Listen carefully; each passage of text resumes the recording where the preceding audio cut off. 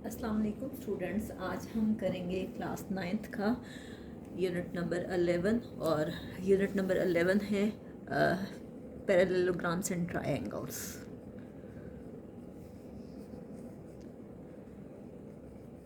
Parallelograms and triangles,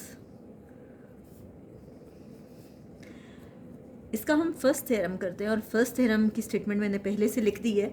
क्या कह रहे हैं, इन अ पैरेललोग्राम, एक पैरेललोग्राम है और उसमें तीन बातें आपने प्रूफ करनी है कि अपोजिट साइड्स बराबर हैं, कॉन्ग्रेंट हैं, अपोजिट एंगल्स बराबर हैं और जो डायगनल्स हैं, जो दरमियान में से लाइन गुजरी है, वो बाइसेक्ट करी है एक दूसरे को। तो हम स्टार्ट करते हैं। सबसे पहले ये कि एक पैरेललोग्राम है।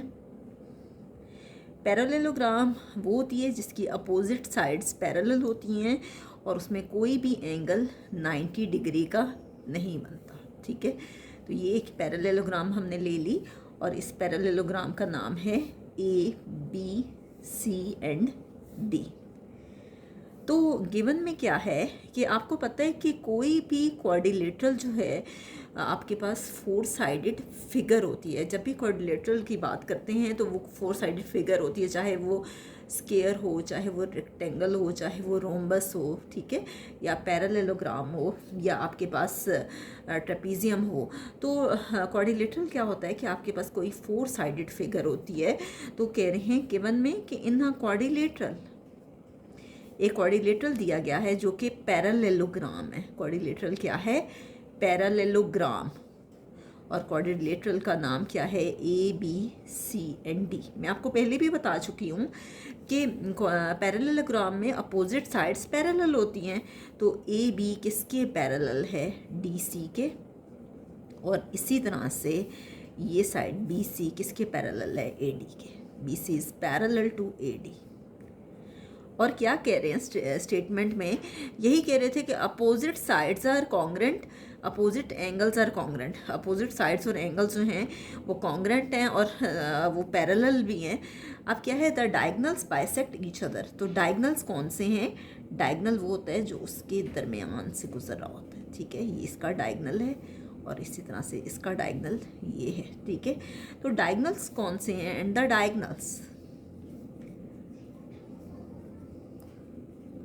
डायगनल्स इसमें दो हैं। एक डायगनल है ए सी और दूसरा डायगनल है B D. A C and B D एक दूसरे को मिल रहे हैं, मीट ईच अदर या bisect each other, meet each other at point O. किस पॉइंट पे मिल रहे हैं? At point O. और ये है जी वो पॉइंट जिस पे ये दोनों मिल रहे हैं। ठीक है, अब देखिए कि टू प्रूफ आपको साबित क्या करना है। अब साबित आपको क्या करना है कि ये जो डायगनल्स हैं, सबसे पहले तो ये आपको साबित करना है नंबर 1 कि opposite sides are congruent. Opposite sides जो हैं वो बराबर हैं। तो एक साइड ये है और दूसरी साइड ये है। हमने क्या प्रूफ करना है कि ए बी और डी सी आपस में बराबर हैं। ठीक है, दूसरा पॉइंट क्या है कि अपोजिट साइड ये है, बी सी और ए डी आपस में बराबर हैं। B C is congruent to A D. ठीक है, हमने ये प्रूफ करना है सबसे पहले पार्ट के मुताबिक। नेक्स्ट क्या है? Opposite angles are congruent. Opposite angles बराबर हैं। तो अपोजिट एंगल्स कौन कौन से हैं सर देख लें। डी किसके बराबर है? बी के। हमने ये प्रूफ करना है कि angle D is congruent to angle B और इसी तरह से angle A is congruent to angle C. Angle A is congruent to angle C. अब ऐसा है कि इन पे तो ट्राइंगल्स भी बनी हुई हैं, तो हम डी को लिख सकते हैं ए डी सी, कि डी हर सूरत में दरमियान में होना चाहिए क्योंकि डी पे एंगल बन रहा है। और इसी तरह से इसको लिख सकते हैं ए बी सी या सी बी ए, एक ही बात है। आप चाहें तो ए बी सी लिख दें या सी बी ए, बस बी मिड पे आना चाहिए। ठीक है, इसी तरह से आपके पास ए है, ए को लिख सकते हैं बी ए डी या डी ए बी लिख दें, एक ही बात है, बी ए डी। और इसी तरह से सी को लिख सकते हैं बी सी डी या डी सी बी। ठीक है, दोनों में से जो भी आप लिखते हैं, बस सी दरमियान में आना चाहिए। ठीक है, सेकंड हमने ये प्रूफ करना है जो मैंने लिख दिया। और तीसरा क्या है कि डायगनल्स जो हैं वो बाइसेक्ट कर रहे हैं एक दूसरे को, यानी ओ ए बराबर है ओ सी के। ओ ए इज़ कॉन्ग्रेंट टू ए ओ सी, हमने ये प्रूफ करना है। और इसी तरह से ओ बी जो है वो कॉन्ग्रेंट है ओ डी के। ये 3 बातें हमने प्रूफ करनी हैं, जो भी पॉइंट्स हमें स्टेटमेंट में दिए हुए हैं। नेक्स्ट आपके पास क्या है, कंस्ट्रक्शन। किसी भी थ्योरम को प्रूफ करने के लिए मैंने आपको सिखाया था कि हम फिगर में कुछ एडिशन करते हैं। तो फिगर में हम क्या कर रहे हैं, एंगल्स को कुछ नाम दे रहे हैं, एंगल 1 2 3 4 5 एंड 6। तो किसी 1 का नाम दे रहे हैं, ये है आपके पास एंगल 1, ये है एंगल 2, इसी तरह से ये एंगल 3, ये एंगल 4 और ये एंगल 5 और इसी तरह से ये एंगल 6। तो हम कंस्ट्रक्शन में क्या कर रहे हैं कि एंगल्स को कुछ नाम दे रहे हैं। In the figure as shown, figure में जैसा कि बताया गया है, in the figure as shown, figure में बताया गया है कि लेबल द एंगल्स, एंगल्स को लेबल किया गया है। लेबल द एंगल्स कौन से नामों से लेबल किया गया है, angle 1, angle 2, angle 3, angle 4, angle 5 and angle 6, angle 5 and angle 6। तो यहाँ तक हमारे पास given to prove and construction जो है वो कंप्लीट हो गई है। नेक्स्ट हम करते हैं स्टेटमेंट्स एंड रीजंस, और हम हर एक को अलग अलग एक्सप्लेन करेंगे, पहले फर्स्ट पार्ट को, फिर सेकंड को और फिर थर्ड को। जी स्टूडेंट्स, हम इसका फर्स्ट पार्ट करते हैं कि क्या कहते हैं कि अपोजिट साइड्स आर कॉन्ग्रेंट। तो हम देखते हैं कि कैसे अपोजिट साइड्स कॉन्ग्रेंट हैं। हम सबसे पहले 1 to 1 कॉरेस्पोंडेंस लेते हैं। किस ट्राइंगल में, एक ट्राइंगल हम लेते हैं ए बी एंड डी, ठीक है, ये वाली ट्राइंगल मैं टिक करके आपको दिखा रही हूँ। और दूसरी ट्राइंगल है आपके पास सी डी बी, एक यानी नीचे वाली ली है और एक ऊपर वाली, ट्राइंगल ए बी डी। और ट्राइंगल कौन सी है, सी डी बी। क्या है, 4 किसके बराबर है, 1 के। Angle 4 is congruent to angle 1। देखें जब लाइन के अपोजिट साइड पे लाए करते हैं ना, 4 देखें लाइन के इस तरफ है और ये लाइन के उस तरफ है, जब वो अपोजिट साइड पे लाए करते हैं तो वो हमारे पास अल्टरनेट एंगल्स होते हैं, और अल्टरनेट एंगल्स हमेशा आपस में बराबर होते हैं, ठीक है। नेक्स्ट क्या है, दोनों ट्राइंगल्स को देखें तो दोनों में एक चीज़ कॉमन है, और वो क्या है, B D. B D is congruent to B D, दोनों में बी डी कॉमन है, B D is congruent to B D, और ये क्या है, कॉमन है। इसी तरह से आप देखें दोनों में कि अगर 4 1 के बराबर है तो जाहिर बात है 2 भी 3 के बराबर होगा। Angle 2 is congruent to angle 3, तो ये भी आपके पास क्या है, अल्टरनेट एंगल्स। तो इसका मतलब है कि 3 बातें प्रूफ होगी, साइड एंगल, साइड्स एंगल, ठीक है, एंगल साइड एंगल। तो हम कह सकते हैं कि इन दोनों में 1 2, मैंने आपसे पहले भी कहा था कि अगर कोई सी 3 बातें प्रूफ हो जाएं तो आप कह सकते हो कि इनमें 1 to 1 कॉरेस्पॉन्डेंस है। इसका मतलब है कि दोनों ट्राइंगल्स आपस में बराबर है, ठीक है। तो हम कह सकते हैं angle side angle is congruent to angle side angle. तो जब 2 ट्राइंगल्स एक दूसरे के बराबर आ जाएं तो इसका मतलब है कि उसकी हर साइड दूसरे ट्राइंगल के हर साइड के बराबर है, हर एंगल दूसरे ट्राइंगल के हर एंगल के बराबर है। तो हम कह सकते हैं कि ए बी डी सी के बराबर है, so A B is congruent to D C.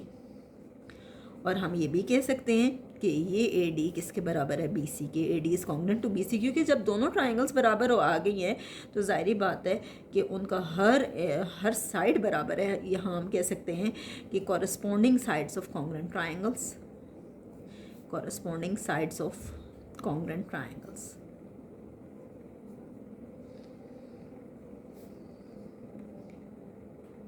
और हम कह सकते हैं कि ए सी के बराबर है and A is congruent to angle C, angle A is congruent to angle C.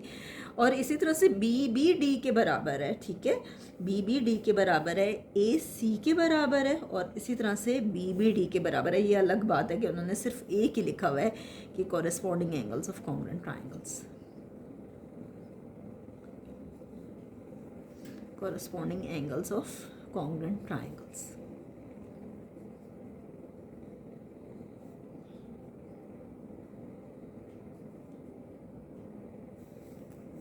अब हम करते हैं इसका सेकंड पार्ट। हमने थोड़ी देर पहले प्रूव किया कि एंगल 1 एंगल 4 के बराबर है, ये देखें इस स्टेप में। और ये जो सेकंड पार्ट मैं सॉल्व कर रही हूँ, ये बुक पे क्या है कि अपोजिट एंगल्स बराबर हैं, ठीक है। तो हम देखते हैं कि एंगल 1 हमने एंगल 4 के इक्वल लिया क्योंकि वो अल्टरनेट था, ये हमने थोड़ी देर पहले ही प्रूव किया है। इसको फर्स्ट का नाम दे दें।